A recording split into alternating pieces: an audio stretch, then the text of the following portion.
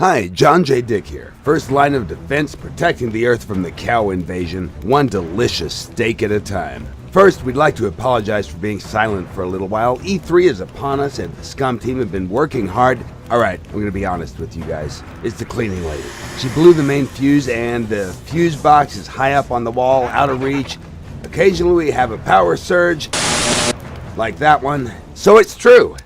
But let's get back to the game to cover one main topic, and that's the character creation process. To fully understand how human body simulation works in SCUM, we're going to go through the character creation process first.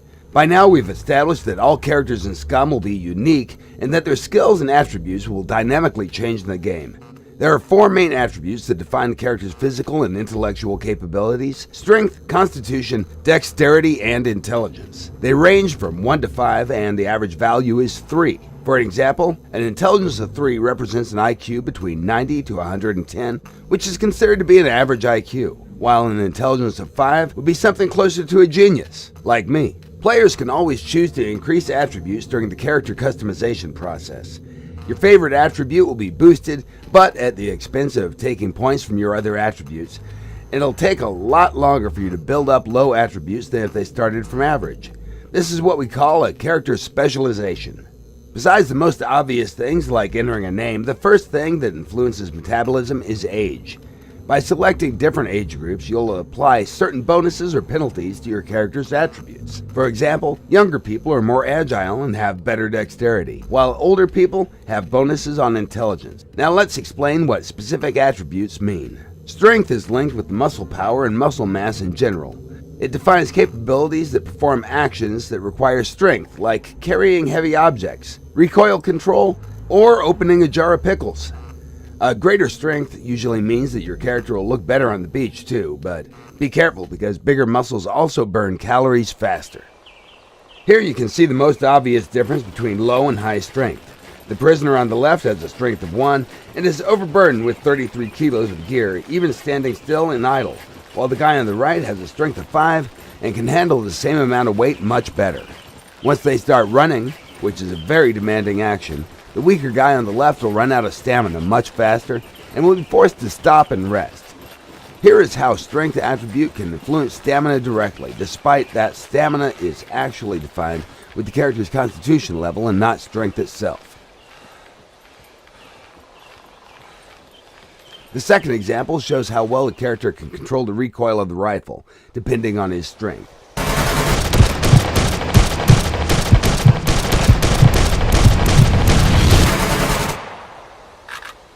The higher the strength, the better the recoil control is.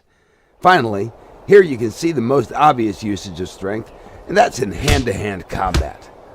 Although skill and speed are important, you shouldn't underestimate the size of your opponent. They might be slow, but they'll be able to knock you out easily and crush your nose like a grape.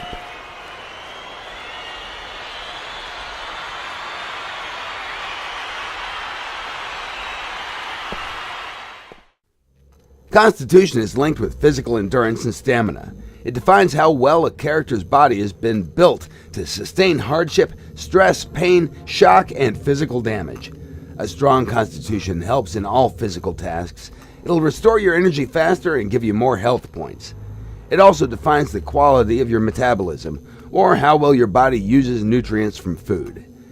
Regarding the physical appearance, constitution regulates the body fat percentage of your character. Lower constitution will make you look chubby, and higher constitution values, they'll reduce the amount of fat in your overall body mass of your character.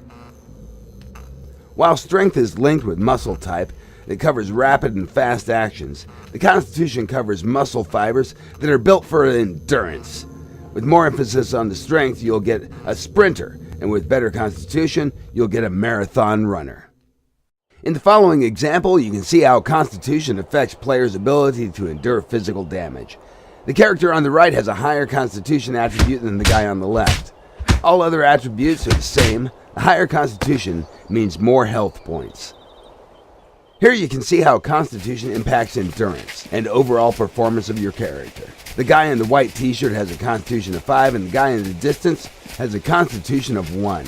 Other attributes are the same. The convict with the lower constitution has less stamina to start with. Running down the slope will reduce the stamina consumption speed slightly, but it'll nevertheless get tired very quickly. The body that's out of shape usually is not capable of dealing and considers heavy physical activity a stress. Because of that, it can sometimes fall into shock, resulting in severe muscle pain, dizziness, nausea, and vomiting. Good news is that if you keep exercising, your body will adapt and your constitution will improve.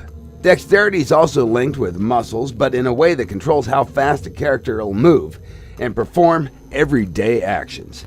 It also influences reaction time and balance, keeping you safe from falling when you're getting back home drunk. Higher dexterity will reduce the total weight of the character, both fat and muscle mass.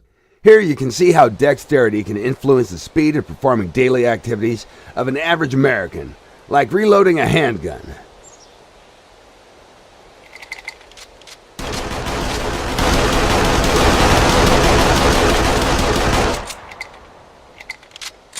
Although the skill is like 80 to 90% of everything here, higher dexterity attribute can speed up your actions even more.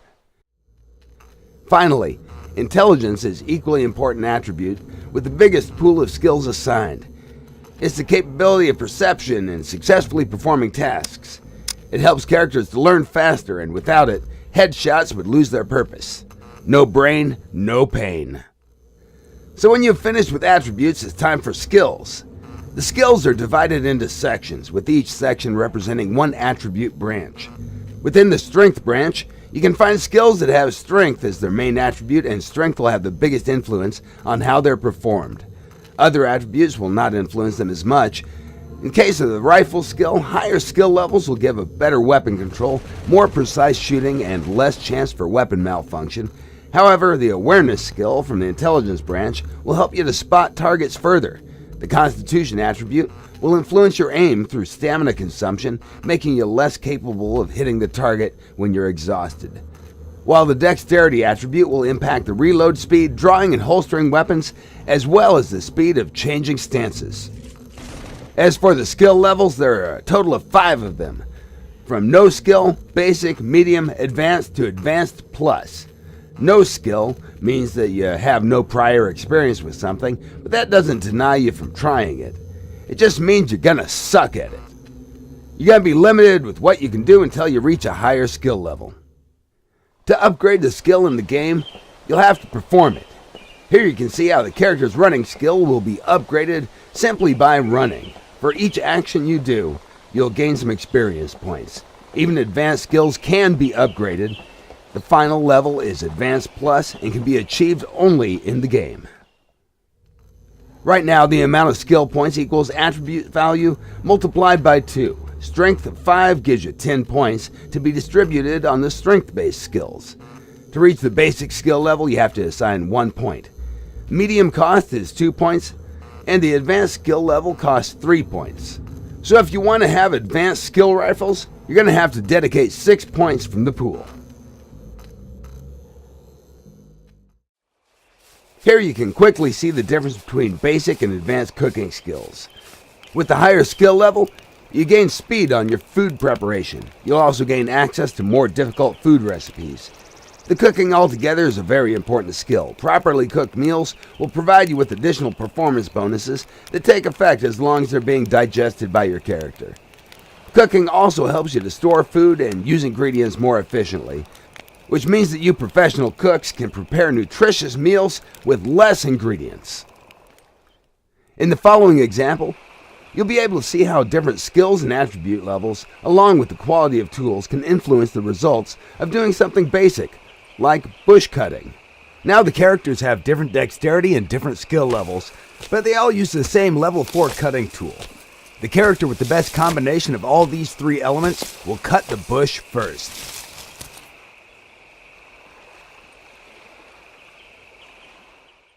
Here, the characters have the same dexterity and survival levels, but they have different tools.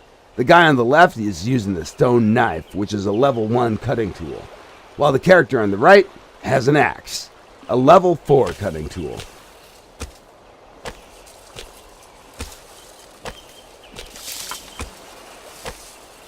The character with the better tool will finish cutting faster, he'll also get more resources from the same thing. Using the lower level tool will usually destroy a certain amount of resources. Finally, for those who don't want to bother with all this nonsense, we've added a magical super button that will create the perfect character by running very complex background subroutines. You're literally only 2 clicks away from playing the best survival game ever. Just use randomize and you're good to go. That concludes this exciting episode of Shit You Need to Know About SCUM. Remember to follow us on Steam, Facebook, Twitter, and www.scumgame.com. Wrapping things up, here is Deliverance Day, performed by a Double D and the Pretty Mouth Boys. Dick signing out.